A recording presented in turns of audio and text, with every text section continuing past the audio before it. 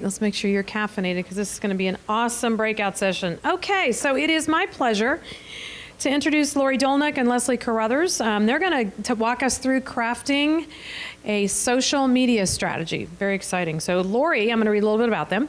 Lori is a 30 plus, no, really, can't be. You started when you were like 5, right? Exactly. I know when they do that to me too, and I get called a veteran. It's like, yeah, seriously, can you get rid of that word? I mean, really? Don't call me. I mean, military, that's a veteran. You know, in a career, no.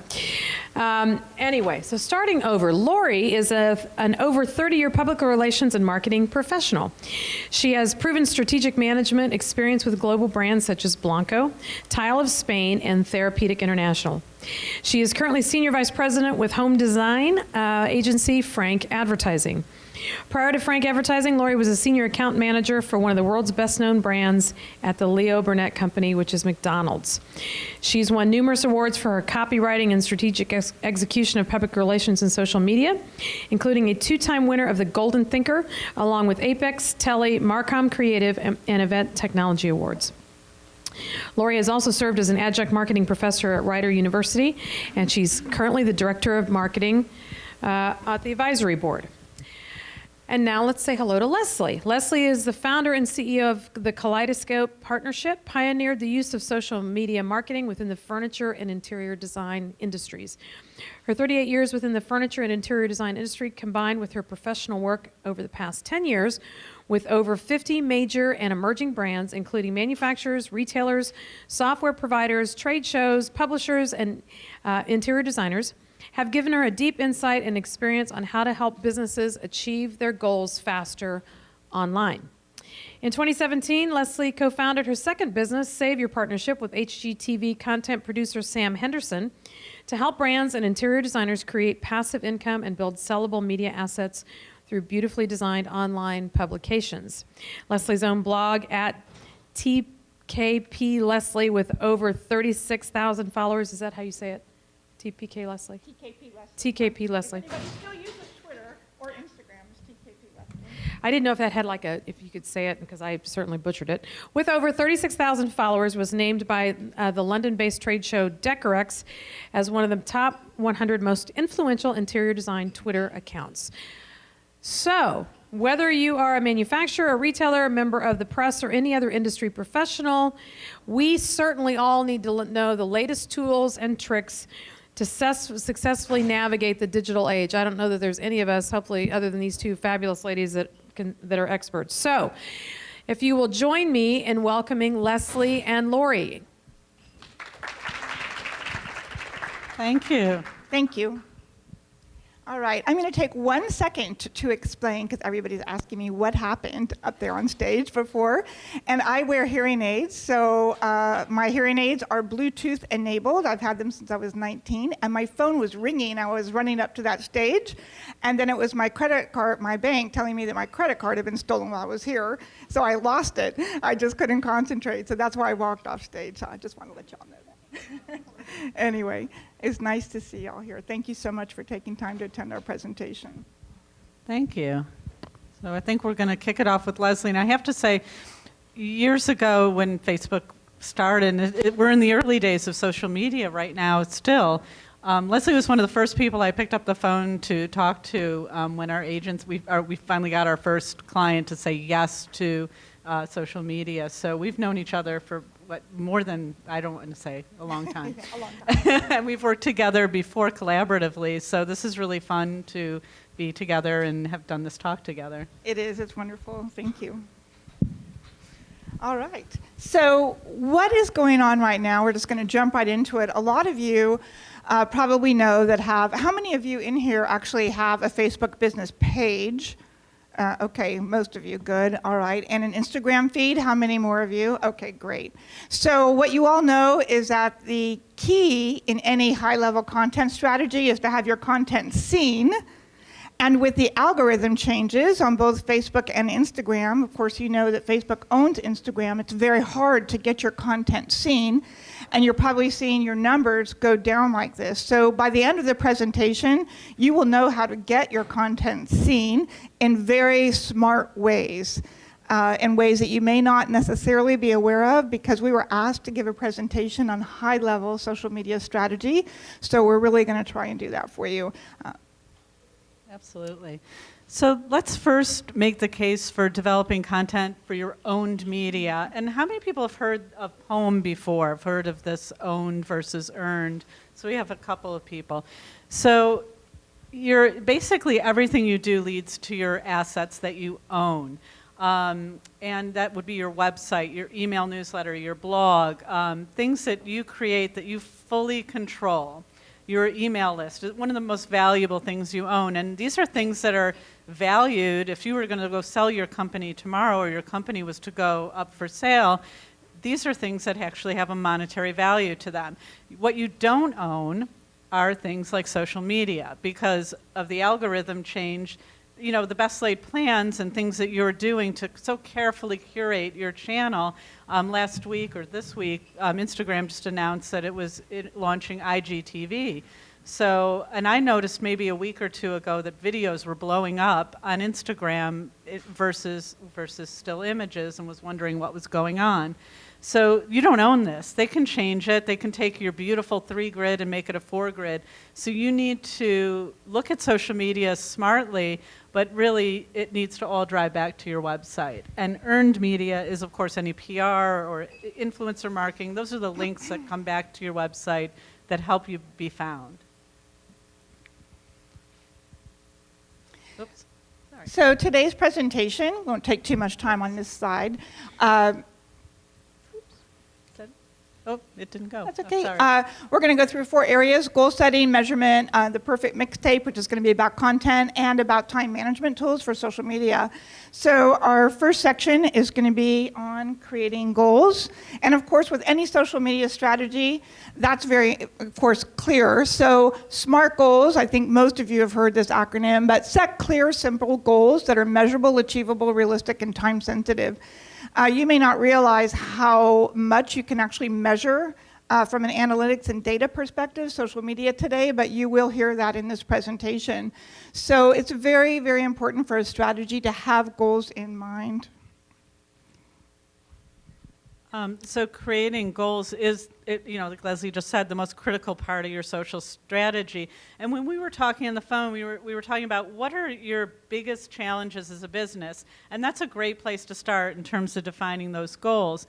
Things like increasing sales or getting new clients, increasing your website traffic, or finding new revenue streams. These are all really relevant goals. And Leslie, you had that example you gave even at lunch. Yes, this is part of what we do in our business, but when one of your goals is to increase your email list, and very important, your email list is the most important asset you own. And increasing your email subscription list is the most important thing you can do over anything relating to social media. So we do produce these beautiful e-publications, and this particular client of ours, who is an interior designer, increased her traffic and her email subscriptions by 30% in 1 month. So having something, whether it's our thing or something else, on your website that helps people really want to subscribe to your website or your blog or your newsletter, and enter in their information to your email list, and you give them something for free, that's very important. But it is a great way to actually be able to increase quickly your email list subscriptions. So how do we go from these broad goals, like website traffic, for instance, into making a measurable objective? And this is really the mindset shift that we want you to all start thinking about when crafting a social media strategy. Because, in the past, this might have been something a summer intern did, or you would just sort of fly by the seat of your pants and go, oh, it's been a few days since I posted, I got to get something up. This is really about, it's more than just posting. It's really about thinking about your business challenges, and then how are you going to measure this and sell it back to your company. So when you're tying your social media to your business challenges and goals, it's really easy to build on your success and to learn and see where you've been successful, and to do more of the same, and to have measurable results from that. and build from one success to another. So let's talk about, when Marketing 101, you start with a target audience. Leslie said something to me on the phone the other day when I was kind of interviewing her for these slides. And she said, there's too much competition out there right now. We're all feeling worn out. We have this social media fatigue because we're all competing with each other. This is not a competition with the brand next door to you. This is not a competition with that designer across the street. This is about you driving traffic to your website, you building email lists, you building sales. So you're only competing with yourself and your measurable objectives. And so think about your target audience. This isn't about you doing everything perfect and being on every channel. This is about you targeting your messages, measuring them, and counting the dough after. You don't care about how big you are compared to everybody else. This is really about sales now. And so we look at Facebook is obviously the biggest one, 1.6 million. 72% of adults are on Facebook. So Facebook, for 80% and more of marketers, is the most important network. And that's because of the sophistication of the advertising.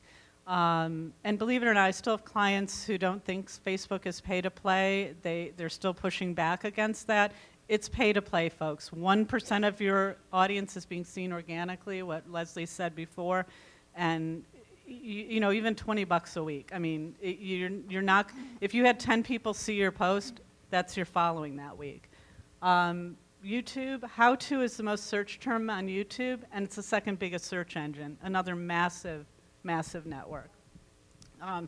If you're looking for affluent, college-educated people, LinkedIn, I heard a social media expert say LinkedIn is like Facebook 10 years ago.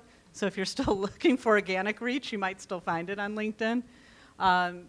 Twitter is great for customer service, because you want to be engaged on Twitter. I know a lot of designers and people are like, Twitter, I don't know anything about it, I'm not on Twitter. But if people are complaining about you on Twitter, you kind of need to know that. So have your channel, at least for customer service, so you can take those conversations to private message, to direct message as quickly as possible. And also show transparency, like, I'm sorry you're having a problem. How can we help you? How can we help you fix it? Designers are living on Instagram. It's the visual, it's the urban, it's the sophisticated network. Pinterest is a visual network, but it's more for the DIY cooking and for the middle of the country. So think about target audiences. Where do you need to be seen, and where are you going to spend your time and money? All right. I do want to talk about the specific objectives. So I do a lot of work, obviously, in social media marketing. So with Facebook, if your goal is brand awareness, there's nothing better than Facebook. No matter what you put out there, even if it's a video or a single image, people are going to see your brand name on Facebook if you advertise. So the most important thing you can do with your Facebook advertising is simply to be consistent with it. If there's one message, video, of course, as most of you know in this room, gets a lot more views and a lot more engagement now than a single image ad. But most importantly is don't do a Facebook advertising campaign once or just twice. Keep at it for at least, I would say, a year. I have clients that have been extremely successful in driving traffic and sales into their stores, retailers, just because of their consistency, not because their video was slickly produced or they spent a fortune on the production of it. It's just because their name was constantly in front of their target audience on Facebook. So Facebook is great for lead generation and sales. And I want to say, I'm not going to talk a lot about chatbots, but does anybody here have a custom chatbot yet? So this is something a little new that I want to just introduce to this audience. But chatbots allow you to have personalization at scale. So just go look into how to create a custom chatbot, C-H-A-T, because on Facebook, how many of you use Messenger? Yeah, and so does the rest of the world. So having a custom chatbot allows you to deliver customer service in a very personalized way. So look that up. We just don't have enough. I could give a whole presentation on chatbots, but they are the coming thing in order to deliver personalization at scale. We will talk a lot more about measurement on Facebook just later in the presentation in case any of you have that in your mind. Of course, YouTube. YouTube is great because, as Lori just said, it is the second largest search engine in the world. And of course, we just had the launch of IGTV last week, which is a direct competitor to YouTube.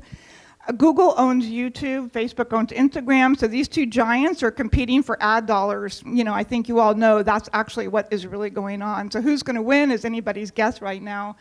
But the value of YouTube, besides just website traffic, well, that is the value. Your long-form videos live forever online if they're on YouTube. So if you think you don't need a YouTube strategy, you really do need to be on YouTube. So it's like, you know, how to upholster a piece of furniture, or how to shop at High Point Market, or how to choose the best sofa. Anything with how to Lori's point, how to is the most searched term on YouTube. So just create any type of video you want. The key is that it will act as an incredible driver of traffic to your website over time. So that's really why you're doing it. You can also embed other videos in your YouTube videos, so you can actually sell products straight from your YouTube videos, but we're not going to go into that right now, but just know you can do that. LinkedIn, we all know, great for business to business and great for establishing thought leadership. How many of you use LinkedIn for establishing any kind of thought leadership? Anybody? Yeah, Mary Lee, some of you do. So in terms of that, it is a great place. And if your market for your products is executives, of course, LinkedIn has the highest percentage of college-educated executives using that network. So if that is your network, that is your audience, excuse me, that's your best network. Twitter is also good for establishing thought leadership, especially through Twitter chats. Just a little note for all of you, there's a very well-known chat on Twitter that is related to the kitchen and bath world. It's hashtag KBTribeChat. And if you sell anything or want to sell into the kitchen and bath world, that chat takes place on Twitter at 2 p.m. every Wednesday, Eastern Time. 2 p.m. Eastern Time every Wednesday. It's run by a friend of mine, never a client, but just a friend of mine out in California. But every major K&B brand is on that chat, and so are many very good interior designers around our country. It is a big chat. It's been going on for 5 years now. So that is what that does by participating in Twitter chat. It allows your brand, if you're on Twitter, to actually be seen by all of these major K&B brands, as well as by all of very major interior designers in our country who participate in that chat. So it's a great way to get known. And Twitter has one facility that no other social media network has, which is the ability to build lists.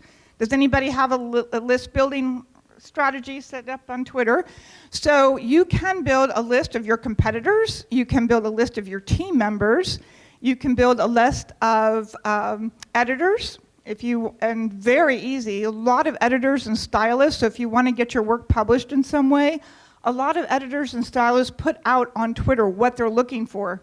This is how I got one of my own clients published in a major magazine. I saw an editor, I had a list, I saw an editor, a stylist put out a call for a product. I immediately emailed my client, she emailed it, she responded immediately, and my client was in, I think it was Country Living magazine, just because, and it took me 5 minutes to create that opportunity because I had a Twitter list. So lists are a great tool for our business. Very easy, and you can make them private. Okay, so you don't have to show everybody in the world what you're following. So private Twitter list, great tip. And then you go into Instagram, of course. You know, influencer marketing is huge in our industry. So if you want to meet most of the influencers in the design world, Instagram is a great place to be. Instagram stories, how many of you are using stories effectively right now in your businesses? Some of you. So that's a whole nother conversation, but Instagram stories are very big right now. You can also make your Instagram post shoppable. How many of you know that you can do that?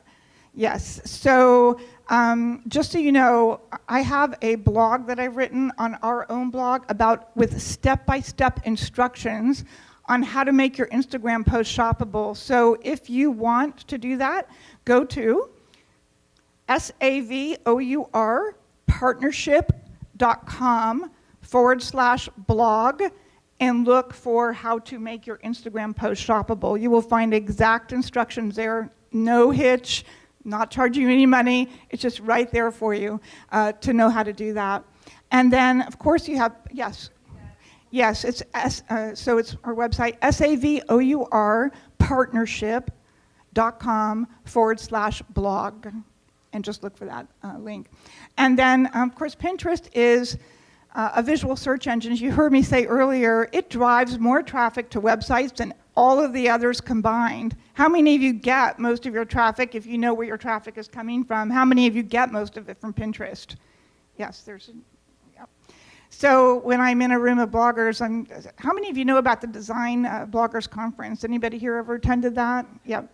So that's a conference of the top design bloggers in the world that takes place every year. And when you ask that audience, how many of you get most of your traffic from Pinterest, every hand in the room practically goes up.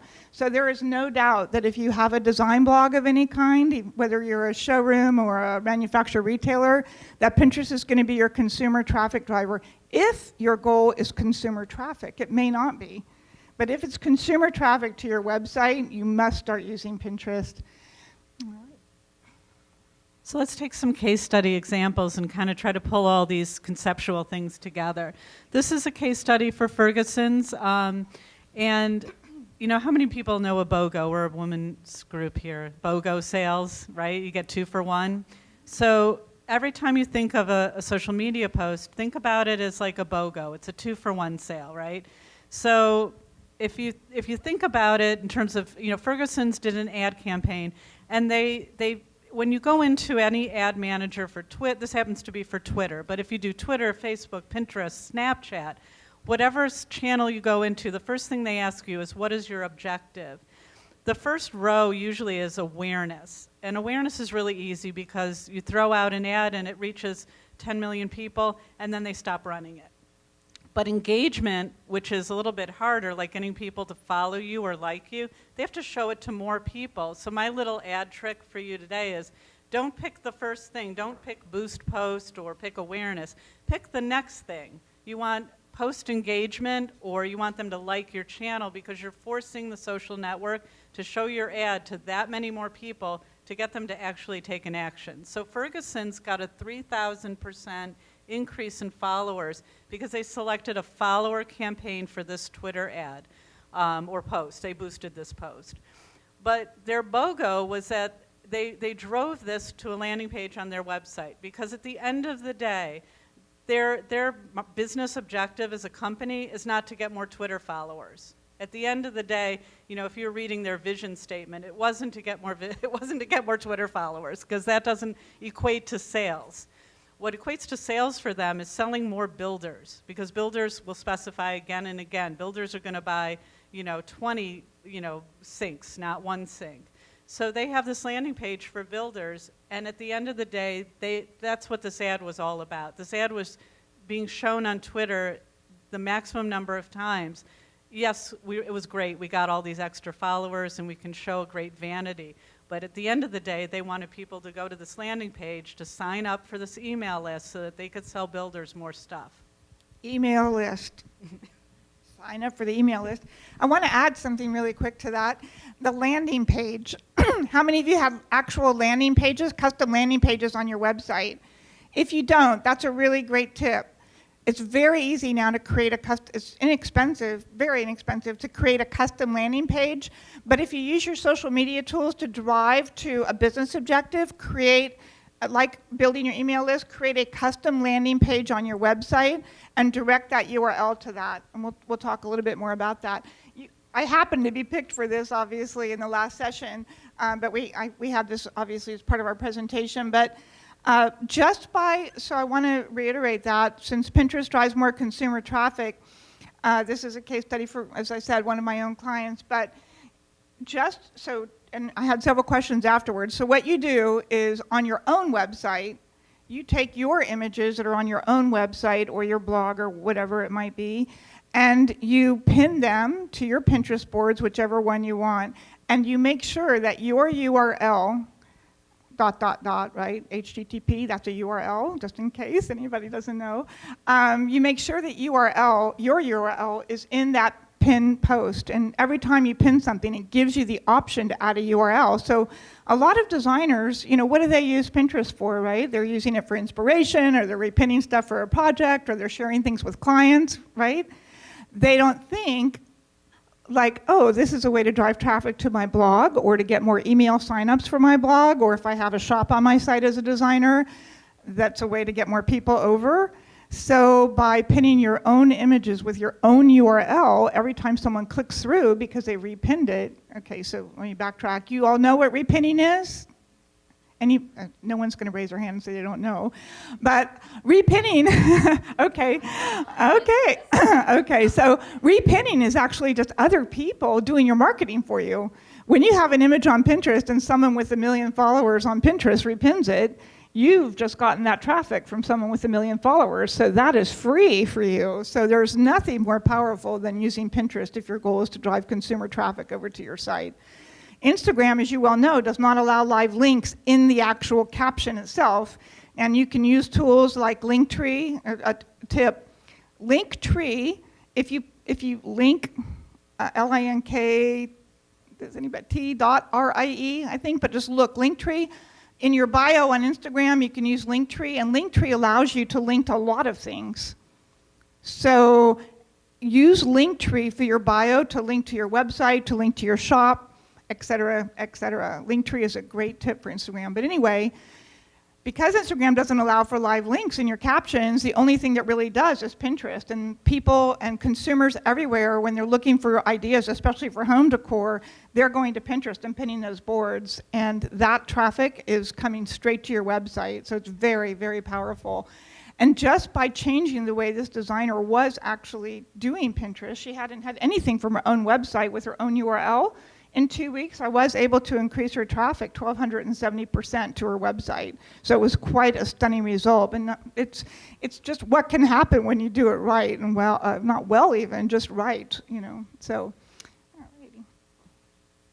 So 4 main topics today, obviously. We talked about goal setting, and now we're going to talk a little bit about measurement, and why measurement is so important, because social media is a media channel, and it needs to be sort of put in that category in marketing of magazine advertising and all of those things that you do to drive sales, because we can measure the effect now of social media. It's really super powerful. These are just some of the ways you can measure. A lot of companies have listening tools which allow them to look at like sort of the full online picture of where all your leads are coming from. Google Analytics, which we'll mention in 1 second, is very informative in terms of being able to track your links back to your website and see what's happening. Social analytics, especially if you advertise. So there's so many sources of information, but it's really important to schedule with yourself. We're going to talk about scheduling your content, but schedule measurement as part of your process once you have your strategy, because quarterly, we do it quarterly for our clients, and then monthly in our content meetings, we also review how things are going, like advertising campaigns and so on. But at least once per quarter, we looked at that deep dive with analytics, and we understand what it is that we're doing, and we can report this now back to management. So they're not just looking at Twitter likes. They're actually now looking at sales that are coming from social media. And so one of the key tools, of course, is Google Analytics. How many of you do have Google Analytics set up on your websites? Raise your hands high. Yeah. Okay, so how many of you don't have it or don't? Okay, so Google Analytics is critical to have on the back end of your website. It will allow you to know many, many things, but number one, how many people are visiting your website, where they are coming from. So this is the key about this slide. When you have Google Analytics, which is free to set up, takes 2 seconds to set it up, so it's not a big deal. You can do it yourselves, or have your web developer do it. But you actually can see exactly where your traffic is coming from. And we'll talk a little bit more specifically about some of the tools that allow you to do that in just a minute. But I just want you to see this. So if you're wondering what social channel is actually producing traffic for you to your site, we're going to show you how to actually measure and know if that traffic's converting into a sale in just a second. So social tools do allow you to go from the social media channel directly to which one is producing traffic, directly into which one is producing sales. So if you're not measuring and if you don't have Google Analytics on your site, you won't be able to know that. So when you need to prove to yourself or to the C-suite, if this is actually working, this is what you do. Number one step, Google Analytics on your website. I mean, and this informs everything. I mean, this is actually a fake site coming out of Google Analytics training. But if YouTube was your biggest driver, you need more marketing budget against video production. Right. So this is this is informing your marketing decisions. Something that I talked about a little bit last year for those of you who were at that presentation is a UTM code. These are all just little pieces of code that you place in the header of your site, and it's really, there's a lot of apps that do it for you, and obviously web programmers can do it for you, but a UTM code is a little bit of code that goes onto your site, and it makes, like if your website link was withit.org and you wanted to measure traffic coming from Instagram, or not from Instagram, but from Facebook, you would say, withit.org, slash UTM source would be, Facebook. And if you look at this chart, it's really easy. You just go to this link or just Google UTM code generator. And you go to this wizard and you type in your website, and then you have all these fields. Now, the only one required is the first one, which is what you want to see when you go to your next slide, which is your campaigns. So when you go back to your Google Analytics, the little thing in orange there is called campaigns on the left. And when you click on campaigns and analytics, you see all those sources that you set up, all the campaigns. Everything's a marketing campaign. So it may not be Facebook, it might be social media, and then use those other fields to say Facebook, YouTube. And then when you go to campaigns, you can see there's a campaign there for social media. You can click on that campaign and you can see all the breakouts. You can see actually how, what people did when they clicked that link. So this is just one way to measure it. We're going to talk about another way just now, which is pixels. So UTM codes, or you can put UTM codes on the back of a newsletter, anything. So what we're going to talk about now is pixels, which relate to the social channels themselves, but UTM codes can be put back on the back of really anything. Well, right, and when Leslie's saying on the back, anything you click online, like today, this week we posted 2 content stories for our clients, one in Metropolis magazine and one in Architects newspaper. Both of those links went to the same landing page because it's about a campaign that we're running a new product launch for a client. Both of those stories had a different UTM code. So for the consumer, they're just seeing, Joe.com. They're not seeing the whole UTM code. But when you click on it and in Google at the top, you can actually see that we coded that code so we know where you came from. That's all Leslie's saying is you can put it in your newsletters, you can put it in everything. It just depends on what do you want to measure, what campaigns do you want to create, and what do you want to report at the end of the day back to your people. Exactly. And so pixels, so this is very important. How many of you are using pixels in any kind of social media advertising efforts you have going on? That's awesome. That is great. So we have about 4 hands, but if you don't know about pixels, this is going to be an eye-opener for you. So Facebook allows you to create, and so does Pinterest.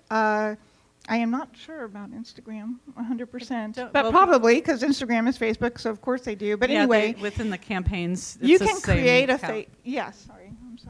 You can create a Facebook pixel, and when you have a Facebook pixel created, so you just go to Ad Manager. So you go to your Ad Manager, and it just says create a Facebook pixel. And again, just Google on YouTube how to create a Facebook pixel, and there's a million videos there that shows you exactly how to do it. So it's not hard to do at all. You don't need a specialist. I totally did that. Yeah, I did that. Yeah, so just watch a video on YouTube about how to create a Facebook pixel. And when you do that, this pixel then, what it does, it's quite sophisticated. It lives on when someone takes an action from your Facebook ad or Pinterest ad, it actually lives on your website forever. The pixel lives on your website forever, and it allows you to track every single move, no matter where, that someone takes on your website. And then from that, you're actually able to, which we all have seen, of course, is retargeting. So you know that, like, oh, I visited that website, and all of a sudden I have an ad for shoes, showing up in my feed on Facebook. That's how it's done. They're retargeting you. So most advertisers that are, kind of a certain level of sophistication are actually using pixels to track the movement on your website. And so we should all be in our industry. And this allows you to know where people are landing on your website, where they're jumping off if they haven't taken a conversion action that's important to your business, then you can retarget them only. So Facebook has another aspect of their ad program that allows you to do custom conversions. So if someone hasn't actually taken that conversion action, you can go back and retarget just those people from your website with another Facebook ad. And only those people who didn't take that conversion action will actually see the ad in their Facebook news feed. So the tools are quite sophisticated now on Facebook, which is why it is the #1 ad platform out there. And the fact that you can track all of this and see this on the back end with your Google Analytics is gold to any marketer who's really into understanding how the data can help them improve their marketing plan.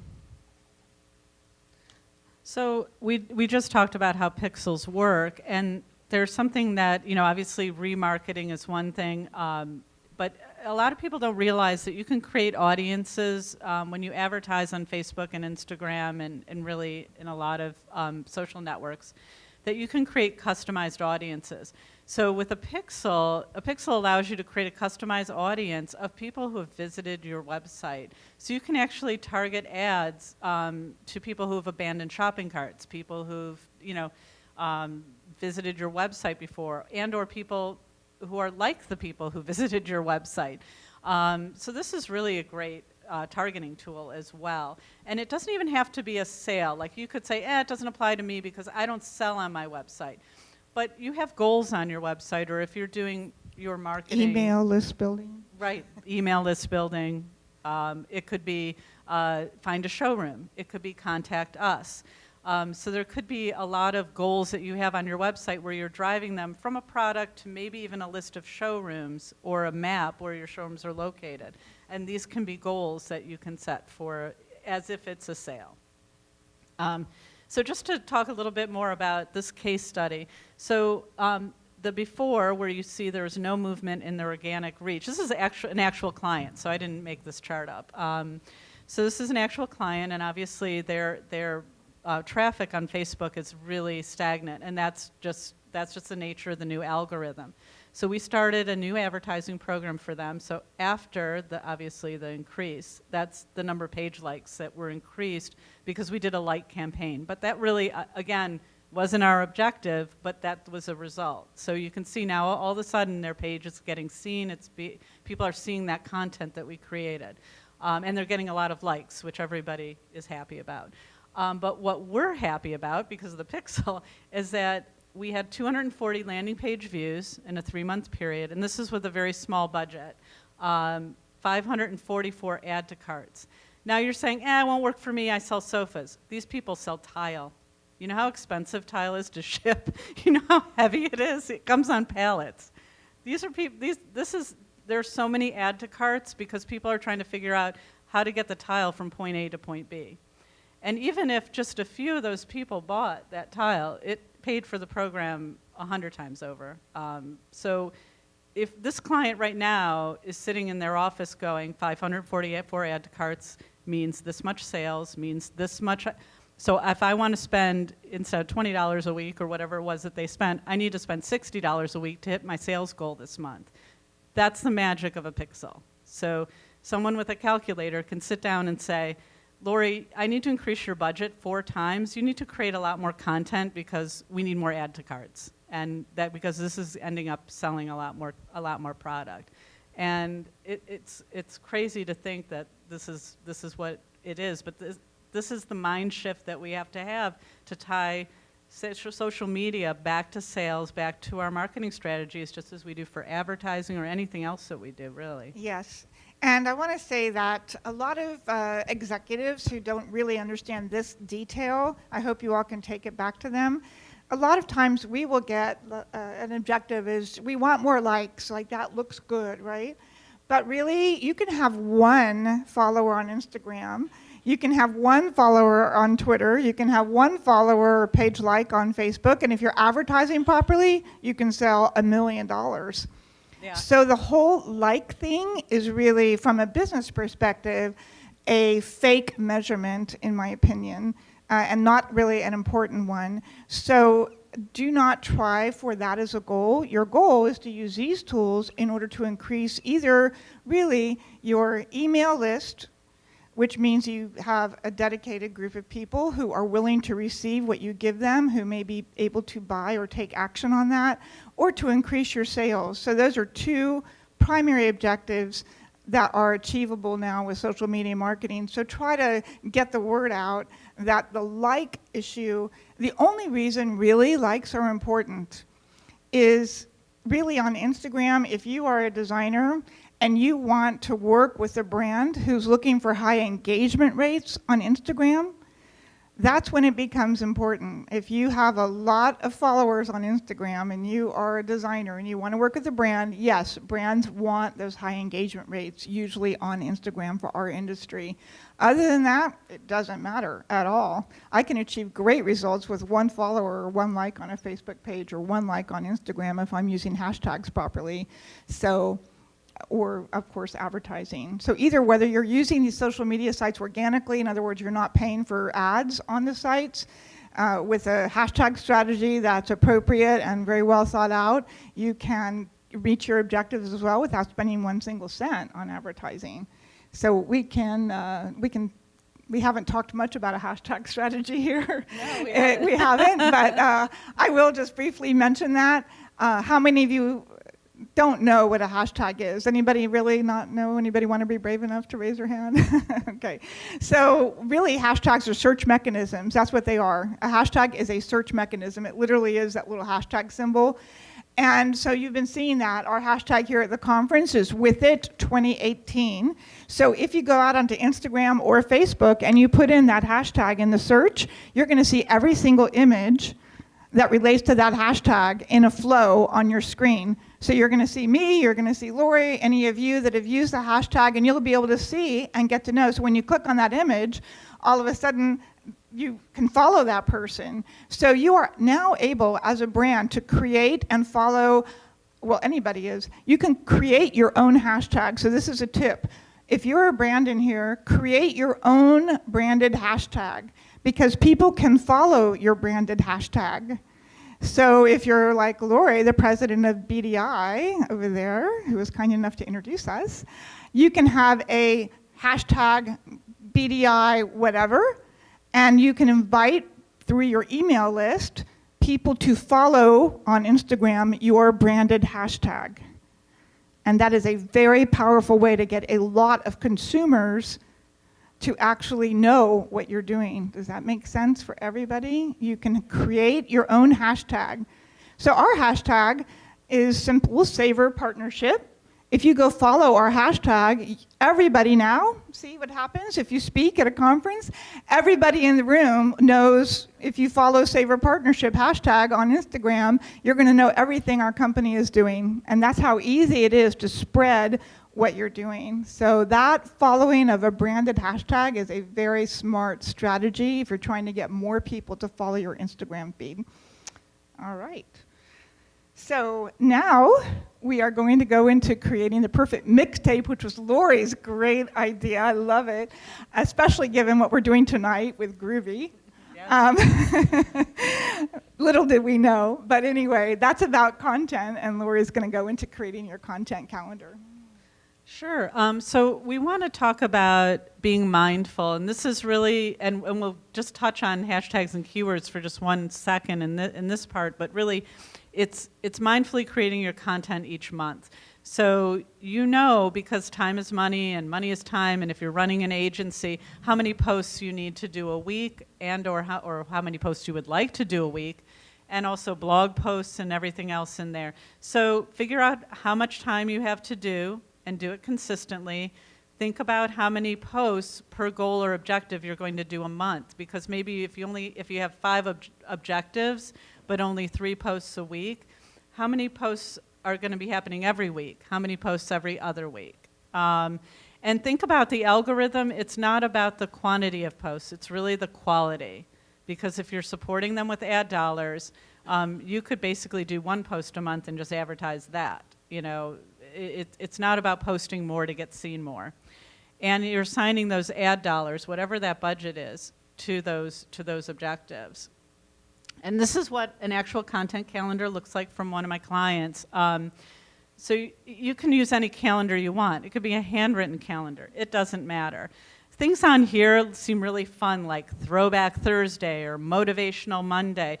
Those are, but be assured that within those topics, we're addressing the themes that are important to this client. If it's small space kitchen design, if it's color of the month, if it, you know, we have one client that focuses their efforts on one of their collections each month. And so throughout all these great creative ideas, there is a link to a landing page. There's a photo of a collection. They're all tied to products, but I think importantly we have to remember there's social in social media, and hitting people over the head with messages is called assault. It's not social. So you don't want to assault your, this isn't just about, I think when people first went on Twitter, they were just like sale item, sale item, sale item, sale item, and that's not going to get you what you want. I mean, you're talking to people at the end of the day, so it does need to be fun and creative, but it also needs to be mindful and focused back to your business objectives, because at the end of the day, you know, we all get paid and we want to, you know, look really good to the home office. And the one thing I'll do before I turn it back over to Leslie is to talk about this great site called Answer the Public. And this is also a mindset shift. If your website is the answer, the search engine is the question. So keywords are really important in social media, and hashtags. You want your content to ask the question that the answer is going to be found on your website. And if you go to Answer the Public, and I typed in kitchen sinks, you know, these are all topics you can do content on, because these are all search terms and questions people have asked of the Google gods. And if you can answer the question, out of the 2 types of sinks, and you know, you can talk about, overmount and undermount sinks. Are you looking for sinks that do both? We have them. Here's the landing page, and there's the content for you. I want to make sure y'all really get what Lori's showing you here. It's an incredible tool, answerthepublic.com. So you type in your term, and it gives you all the topics that people have asked around that term on Google, so that you can create your content around everything that you know people have really asked about. This is a top tip right here. All right, so these are other tools that you can use to plan your content. Google Trends will actually show you what is trending on Google right now. So just Google Trends, I'm going to go through this, you know, quickly, but the Google Keyword Planner. So some of you think that you have to be using AdWords to use the Keyword Planner, but you do not. All right? You just have to sign up for an AdWords account, but you never have to ever place an ad in order to use their keyword planning tool. And their keyword planning tool is amazing. Oh, yeah. So again, how to use Google's keyword planning tool, and you will see if you Google that, you know, exactly how to use it and how to do it. There's a million of videos out there already on it, but that tip about the fact that you do not have to be using AdWords to get access is key. They will have your email, and you're going to get emails asking you and inviting you to use, you know, their AdWords tool, but nonetheless, you don't have to. And then Google's own Search Console, their Webmaster Tools, another great place to go. So just Google Webmaster Tools, and or take a photo of that slide, and you'll see a lot more information about the different tools that allow you to find. So from a strategic standpoint, you want to develop your content around what people are searching for. So the closer you can get to matching those search terms, obviously, the more your content is going to be found on Google. So that is the idea, and that your content then drives traffic back to your website. So, and that helps you meet your sales objectives. So that's why you want to match your content to the keywords. I'm going to go really fast because I want to get to the end here, and we have some really good time-saving tips too. So we made up a company called Comfort Furniture, and our objective was awareness, and our key performance indicator, a KPI. First time a digital person said that to me, I was started to glaze over. So I'm learning now I can't glaze over anymore because this is all just too important to the bottom line. So we want to set we're setting up our measurement performance. That's the measurement part of our talk. And then tactics, our tactics go to support all of this. Things like doing a like campaign, giveaways, making a video at market on how to pick a chair, hijacking some hashtags this month like Father's Day or Motivational Monday. Finding some really good influencers we can give a chair to. And then the clouds that's the campaign that we're running now on social media. So, this is just pulling it all together, just what we talked about. This is kind of your monthly exercise to think about back to your business goals, the things you're measuring, and how your creativity then goes into that content calendar and making that perfect mixtape that isn't assaulting people, that's entertaining them, but at the same time driving them, importantly, to your business goals. All right. And the last thing today we'll talk about is how to save time, because I know that you all know how much time it takes to actually create all of this content and think through this information strategically. So we're going to give you some top tips on that. And these are some of the tools that you can use. So I want to talk about Planoly for a second. So Planoly allows you to plan out your Instagram feed. It also allows you to plan out your stories. It allows you, before you actually post on Instagram, to move your pictures around so you can plan the prettiest 9 squares. It is a great tool for Instagram planning. Their blog is excellent as well, with all kinds of great information about how to use Instagram effectively. So Planoly is a top tool. Hootsuite as well is a great tool for they allow you to do so much. I don't have time to go into all of it, but it's a great tool. But Tailwind is especially important for Pinterest. Tailwind Tribes. You can get involved with Tailwind Tribes and just basically groups of people that are all helping and supporting each other around a particular topic. So joining Tailwind Tribes is a great way to increase the number of followers you have on Pinterest and really get a lot more traction on Pinterest. And BuzzSumo is an amazing tool that allows you to plug in all kinds of information and find out who the major influencers are in your industry, et cetera. So I recommend that you also use BuzzSumo. These tools are either free or very inexpensive to use. So it's not like you have to spend $1,000 to use any of them. They're, less than, some of them have yearly plans, but they're like $20 a month or $10 a month or something like that. So this is not a big investment you have to make in order to get a lot more traction on your social sites and save time. You can plan, all of them allow you to plan and schedule ahead of time. So that's the thing. You can spend one afternoon and then get it all done if you can think. That's why having a content calendar is so important. If you have that, you know where you're going, and then you can use the tools to plan it and you're done. So it doesn't need to take a lot of time if you can handle it and plan it strategically. Yeah, I used Hootsuite Sunday night to schedule all my posts for this week. There and you go. Now I get notifications on my phone now, if things are blowing up. But, I didn't have to do it every day. But a couple of other tools, these are just time-saving things. Every channel has different sized images, and while it was meant to, you were meant to take a picture on your phone or your iPad and then post it to social media. When you're doing it for your brand, you don't want to cut off the top of the headboard or the side of the couch. So you want to be aware when you're posting that different social media channels have different size images. And I like Canva.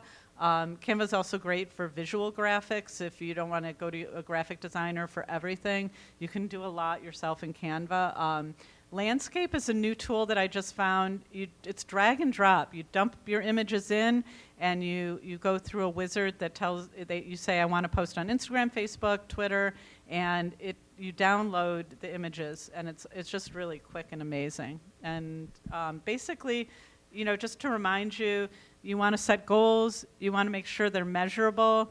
And Leslie, I don't know if you want to do the last two. Just you want to have a content calendar, and you want to use the tools that allow you to save time.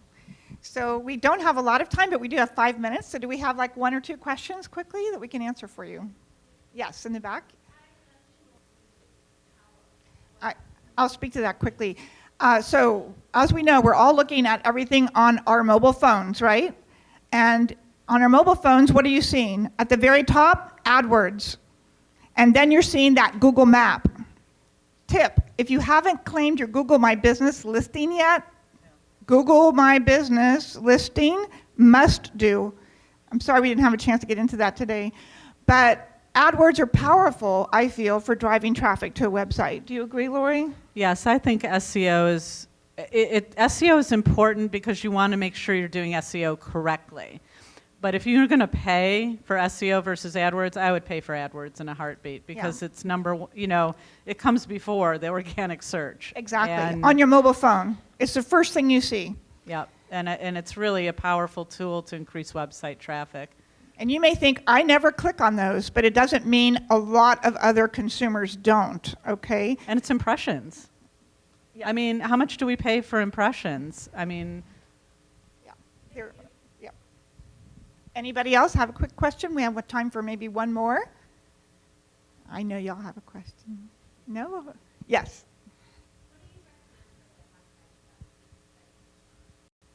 So the most important thing you can do for a hashtag strategy, I feel, is to really think like the person that might be searching for what it is you have to sell. So what would you be looking for? Let's say you're looking for indoor, outdoor furniture. And if you were looking for that as a consumer, what hashtag would you follow? To me, it makes sense. I can think of it right now, but does anybody want to call it out? What would you go look at on Instagram if you were looking for indoor, outdoor furniture? Indoor, outdoor furniture. So you want to put in hashtag indoor, outdoor furniture. So from a strategic standpoint, you want to think like your consumer and use, I see so many people using hashtags incorrectly. Another tip, use geolocation hashtags. So if you're a retailer in this room and you're putting something out on Instagram and you think you're talking in hashtags, that's not strategic. That's cute. That's witty, but it's not strategic. So if you're a retailer in this room and you want to drive traffic to your store in Cincinnati, Ohio, you want to put on a hashtag Cincinnati, Ohio. And therefore, anybody searching Instagram on the Cincinnati OH or Cincinnati, Ohio, put both of them, then they will actually find you because they'll see an image. And if you're doing that every single time, eventually people in Cincinnati, Ohio are going to know that you're a retailer there. You also want to think carefully on the hashtag about what visual that person is seeing. If you're just a consumer looking at Cincinnati, Ohio, let's say, you're going to be seeing a whole slew of photos, right, in front of you. So you want to really think about what kind of photo will capture their attention and make them click the photo to see that it's your actual shop or your actual store. So you want to think about how you want to present yourself on that photo stream. How do you want to present your brand on that photo stream? And I would also think about keywords because Pinterest goes back and forth between allowing hashtags and then about rewarding and or not rewarding hashtags. And I think it's like diet. I don't know, eggs are good, eggs are bad. I can't decide. So just don't eat too many, So I think that's the best advice I can give on hashtags is use your keywords. Think like a consumer, like Leslie said, what keywords are people using, not the ones you want them to use. And try not to just blob 100 hashtags into something because it should be organic and meaningful. Otherwise, you could get shadow blocked by Instagram. I've actually heard that. If you just have a block of hashtags you put on every post, they're on to you. So. Well, great. Let's thank Leslie and Lori. What a great session. Thank you, ladies.